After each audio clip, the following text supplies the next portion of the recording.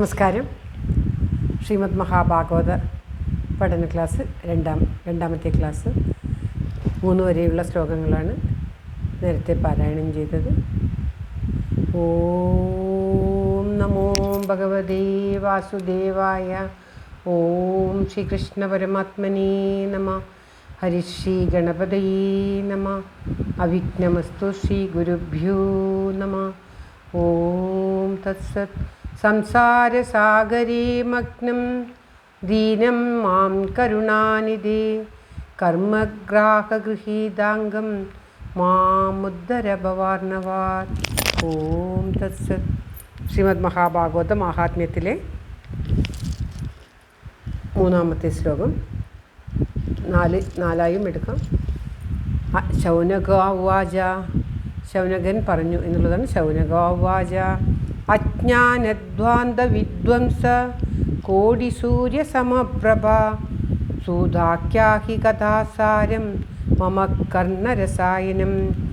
അജ്ഞാനം അറിവില്ലായ്മ, ധ്വാന്തം എന്ന് പറഞ്ഞാൽ അന്ധകാരം, വിധ്വംസം നശിപ്പിക്കുന്ന കോടിസൂര്യ സമപ്രഭ, കോടിസൂര്യനെ പോലെ പ്രഭയോട് കൂടിയ, മമ എന്ന് പറഞ്ഞാൽ എൻ്റെ, കർണരസായനം കർണങ്ങൾക്ക് രസത്തെ നൽകുന്നതായ കഥാസാരം, കഥയുടെ സാരത്തെ ആഖ്യാനം പറഞ്ഞാലും ആഖ്യാനം ചെയ്താലും മൊത്തമായിട്ടുള്ള അർത്ഥം സൂതൻ പറഞ്ഞു.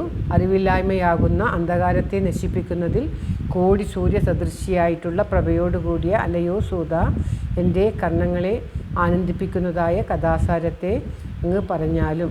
അറിവില്ലായ്മയാകുന്ന അന്ധകാരമുണ്ടാകുമ്പോൾ നമ്മൾ ആത്മാവിനെ അറിയില്ല, പുറത്ത് അന്ധകാരമുണ്ടാകുമ്പോൾ ലോകത്തെ കാണില്ല. അതുപോലെ അറിവില്ലായ്മ നമ്മുടെ ആത്മാവിനേക്കുള്ള കാഴ്ച ഇല്ലാതാക്കുന്നത് കൊണ്ടാണ് അജ്ഞാനമാകുന്ന അന്ധകാരം എന്ന് പറഞ്ഞത്. അന്ധകാരത്തിൽ നമുക്ക് കാണില്ല. അതുപോലെ ശ്ലോകം ഒരിക്കൽ കൂടി. അജ്ഞാനധ്വാന്ത വിധ്വംസ കോടി സൂര്യ സമപ്രഭ സൂതാഖ്യാഹി കഥാസാരം മമ കർണരസായനം. ശൗനക ഉവാച അജ്ഞാനധ്വാന്ത വിധ്വംസ കോടി സൂര്യ സമപ്രഭ സൂതാഖ്യാഹി കഥാസാരം മമ കർണരസായനം. ഓം തത്സത്. 4-ാമത്തെ ശ്ലോകം. ഭക്തിജ്ഞാനവിരാഗാപ്ത വിവേകോ വർദ്ധതേ കഥം മായാമോഹനിരാസശ്ച വൈഷ്ണവേ ക്രിയതേ കഥം. ഓം തത്സത്. ഭക്തി ഈശ്വരനിലുള്ള വളരെയധികമായിട്ടുള്ള സ്നേഹത്തിനെയാണ് ഭക്തി എന്ന് പറയുക. ഭഗവാൻ തന്നെ സർവസ്വവും എന്ന് കരുതുന്ന ഈശ്വരപ്രേമം. ജ്ഞാനം ആത്മസ്വരൂപത്തിലുണ്ടാകുന്ന ബോധത്തെയാണ് ജ്ഞാനം എന്ന് പറയുന്നത്. വിരാഗം വിഷയങ്ങളിലുണ്ടാകുന്ന ആസക്തിയില്ലായ്മ. ആപ്തവിവേകം എന്ന് പറഞ്ഞാൽ പ്രാപിക്കപ്പെട്ട യഥാർത്ഥമായ വിവേചന സാമർഥ്യം. എന്താണോ അറിയേണ്ടത് അത് തിരിച്ചറിയുന്ന അതിനാണ് വിവേകം എന്ന് പറയുന്നത്. മായാമോഹം എന്ന് പറഞ്ഞാൽ മായയാൽ മോഹം ഉണ്ടാകുന്ന അവിവേകത്തെ ഇല്ലാതാക്കുന്നത്. മായാമോഹ നിരാസ എന്ന് പറഞ്ഞാൽ ഇല്ലാതാക്കുക. മായാമോഹത്തെ ഇല്ലാതാക്കുന്ന വൈഷ്ണവന്മാരാൽ കഥം ക്രിയതേ എങ്ങനെ പറയപ്പെടുന്നു. അതായത് 2-ാമത്തെ ചോദ്യം ചോദിക്കുകയാണ്. ഭക്തിജ്ഞാന വിരാഗത്തിൽ ഉള്ള അത് എങ്ങനെയാണ് നമുക്ക് ജ്ഞാനത്തെ ഉണ്ടാക്കുന്ന അവിവേകത്തെ നശിപ്പിച്ച് വൈഷ്ണവന്മാർ എങ്ങനെയാണ് മായനിമിത്തമുണ്ടാകുന്ന ആ അജ്ഞാനത്തെ ഇല്ലാതാക്കുന്നത്. അതിന് അതായത് ഭക്തി, ജ്ഞാനം, വൈരാഗ്യം ഇവയൊക്കെ പ്രബലപ്പെട്ടു വരുവാനുള്ള മാർഗം അടങ്ങിയിരിക്കുന്ന കഥാസാരം എന്താണ് എന്നാണ് ചോദ്യം.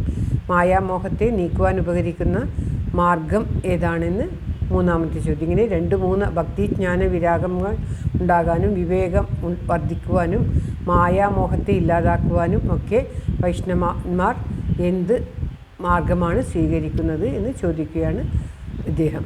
അതായത് ശ്ലോകം. ഭക്തിജ്ഞാന വിരാഗാപ്ത വിവേകോ വർദ്ധതേ കഥം മായാമോഹനിരാസശ്ച വൈഷ്ണവൈ ക്രിയതേ കഥം. ഭക്തിജ്ഞാനവിരാഗാപ്ത വിവേകോ വർദ്ധതേ കഥം മായാമോഹനിരാസശ്ച വൈഷ്ണവൈ ക്രിയതേ കഥം. ഓം തത്സത്. അഞ്ചാമത്തെ ശ്ലോകം. ഇഹ ഘോരേ കലോ പ്രാപ്തേ ജീവശ്ചാസുരതാം ഗതാ ക്ലേശാക്രാന്തസ്യ തസ്യൈവ ശോധനേ കിം പരായണം. അനേകം ചോദ്യങ്ങൾ ചോദിക്കുകയാണ്. ഈ ചോദ്യത്തിന് ഉത്തരമായിട്ടുള്ള കഥയാണ് അദ്ദേഹം പറയുക. ഘോരേ കലോ എന്ന് പറഞ്ഞാൽ ഭയങ്കരമായ ഈ കലി. ഇഹപ്രാപ്തി ഇവിടെ പ്രാപിച്ചിരിക്കുമ്പോൾ, കലിയുഗമാണ് ഇപ്പോൾ നടക്കുന്നത്. അപ്പോൾ ഈ കലി ഇവിടെ പ്രാപിച്ചിരിക്കുമ്പോൾ ജീവനും അസുരധാംഗത അസുരഭാവത്തെ പ്രാപിച്ചിരിക്കുന്നു. എല്ലാ ജീവനുകളിലും അസുരത്വം കൂടി വരും ഈ കലി ബാധിക്കുമ്പോൾ.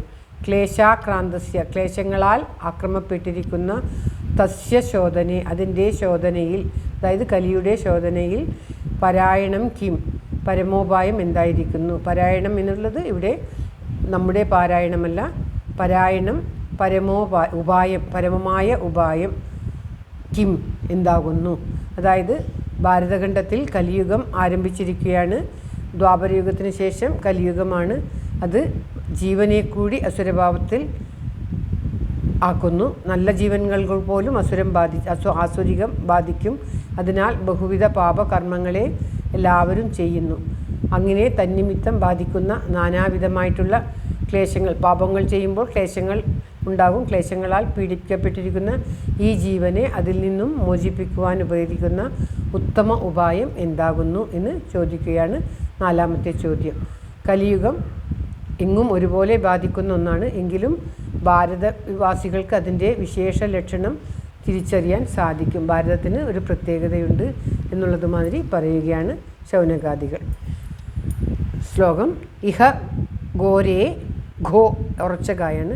ഇഹ ഘോരേ കലൗ പ്രാപ്തേ ജീവശ്ചാസുരതാം ഗത. വിസർഗം ഒടുവിൽ വരുമ്പോൾ ദീർഘമാണെങ്കിൽ ദീർഘത്തെ നീട്ടണം. ലഘു അക്ഷരമാണെങ്കിൽ ത എന്ന് പറയരുത്. ഗത ക്ലേശാക്രാന്തസ്യ തസ്യൈവ ശോധനേ കിം പരായണം. ഇഹ ഘോരേ കലോ പ്രാപ്തേ ജീവശ്ചാസുരതാം ഗത ക്ലേശാക്രാന്തസ്യ തസ്യൈവ ശോധനേ കിം പരായണം. ഓം തത്സത്. ഒരു ശ്ലോകം കൂടി പാരായണം ചെയ്തിട്ട് സമർപ്പിക്കാം. ആറാമത്തെ, മറ്റ് ചില ഗ്രന്ഥങ്ങളിൽ ഏഴാമത്തെ. ശ്രേയസാം യത് ഭവശ്രേയ പാവനാനാം ച പാവന കൃഷ്ണപ്രാപ്തികരം ശുശ്യത് സാധനം തദ്വദാധുനാ. ഓം തത്സത്. ശ്രേയസാം ശ്രേയസ്സുകളുടെ മധ്യത്തിൽ പരം ശ്രേയ യത്ത് ഉത്കൃഷ്ടമായ ശ്രേയസ് യാതൊന്നോ. പാവനാന പരിശുദ്ധികളുടെ മധ്യത്തിൽ പരം പാവനം യത് ഭവേത് ഉത്കൃഷ്ടമായ പരിശുദ്ധി കാരണം യാതൊന്നോ, പരിശുദ്ധിക്ക് കാരണം യാതൊന്നോ. കൃഷ്ണപ്രാപ്തികരം സാധനം യത് കൃഷ്ണപ്രാപ്തിയെ സാധിപ്പിക്കുന്നതായ സാധനം യാതൊന്നോ. അപ്രകാരം തത്ത് അതിനെ ശശ്വൽ നിരന്തരമായിട്ട് അധുനാ വധ ഇപ്പോൾ പറഞ്ഞു തന്നാലും വധിച്ചാലും. അതായത് കല്യാണങ്ങളുടെ മധ്യത്തിൽ പരമകല്യാണം ഏതാണ് എന്നാണ് അഞ്ചാമത്തെ ചോദ്യം. അതായത് ശുദ്ധിയെ ജനിപ്പിക്കുന്ന സാധനങ്ങളിൽ വെച്ച് പരമമായ പരിശുദ്ധി ഏതാകുന്നു. ശ്രീകൃഷ്ണപ്രാപ്തിയെ സാധിപ്പിക്കുന്നതായിട്ടുള്ള സാധനം ഏതാണ്. ഇതെല്ലാം ഒന്ന് തന്നെയാണ്. ഈ സംഗതികളെ തുടർച്ചയായും ഇടവിടാതെയും അങ്ങ് നമുക്ക് പറഞ്ഞു തന്നാലും എന്ന് ചോദിക്കുകയാണ് ശൗനകനും മറ്റുള്ള മഹർഷിമാരും. അതുകൊണ്ടാണ് ശൗനകാദികൾ എന്ന് പറയുന്നത്. ശൗനകനാണ് ചോദ്യങ്ങളൊക്കെ ചോദിക്കുന്നതിനടുത്ത് അദ്ദേഹവും അദ്ദേഹത്തിൻ്റെ കൂടെയുള്ള മഹർഷിമാരും ചേർന്നാണ് പറയുന്നത്. ശ്ലോകം. ശ്രേയസാം യത് ഭവശ്രേയ പാവനാനാം ച പാവനം കൃഷ്ണപ്രാപ്തികരം ശശ്വത് സാധനം തദ്വദാധുന. ധു ഉറച്ചതായാണ്. ശ്ലോകം. ശ്രേയസാം യത് ഭവശ്രേയ പാവനാനാം ച പാവനം കൃഷ്ണപ്രാപ്തികരം ശശ്വത് സാധനം തദ്വദാധുന. ഓം തത്സത്. സർവത്ര ഗോവിന്ദനാമ സങ്കീർത്തനം. ഗോവിന്ദ ഗോവിന്ദ. എല്ലാവരുടെയും നന്മയ്ക്കായി കരുതിക്കൊണ്ട് ശ്ലോകങ്ങൾ സമർപ്പിക്കുകയാണ്. എന്തെങ്കിലും സംശയമുണ്ടെങ്കിൽ ചോദിക്കുക. ഇതിലും ചുരുക്കിയിട്ടോ അല്ലെങ്കിൽ ഇതിലും വിസ്തരിച്ച് പറയണമെങ്കിൽ അതും പറയുക. സർവത്ര ഗോവിന്ദനാമ സങ്കീർത്തനം. ഗോവിന്ദ ഗോവിന്ദ. എല്ലാവർക്കും നന്മ നേരുന്നു. Thank you for watching. All the best.